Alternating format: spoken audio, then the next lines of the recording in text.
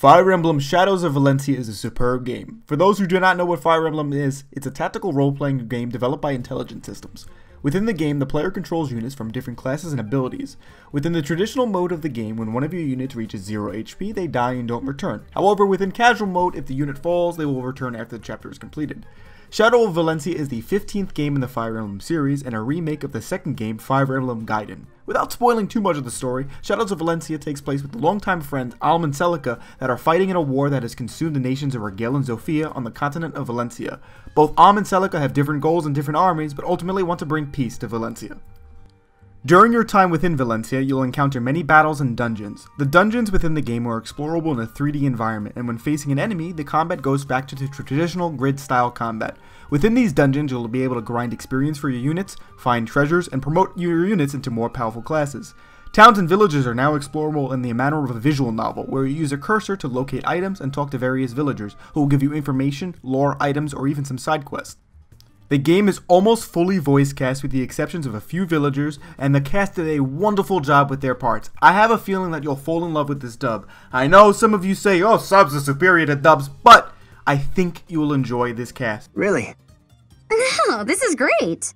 Fighting lets me practice everything I've learned. Plus, it's fun to help Celica. Additionally, this voice acting is paired with beautiful cutscenes that use both the in-game 3D models and traditional animations. They look way better than Berserk does right now. Everything that I ever loved! You took Zofia! You took my friends! And now, Celica too! A new feature called Mila's Turn Wheel allows the players to rewind their actions in case a mistake is made on the battlefield. More or less, this is limited time save states. I find this feature great and also might bring casual players to classic mode where they can experience traditional Fire Emblem combat. My only gripe with this is at the end of the game you gain a lot of uses of Mila's Turn Wheel, which may throw your strategic combat out the window for more or less the process of elimination by throwing your units at the enemy and seeing which works best. However, I did not find this ruining the gameplay experience whatsoever.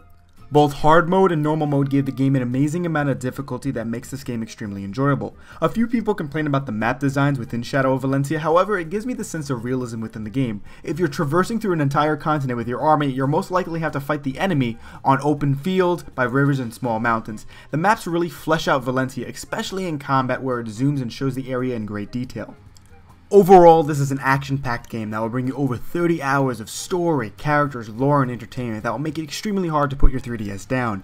With Fire Emblem Heroes bringing in new fans, I find this game to be the perfect introduction title into the series. New players don't need to worry about weapon triangles or weapon durability and can just focus on the strategic aspects of the game.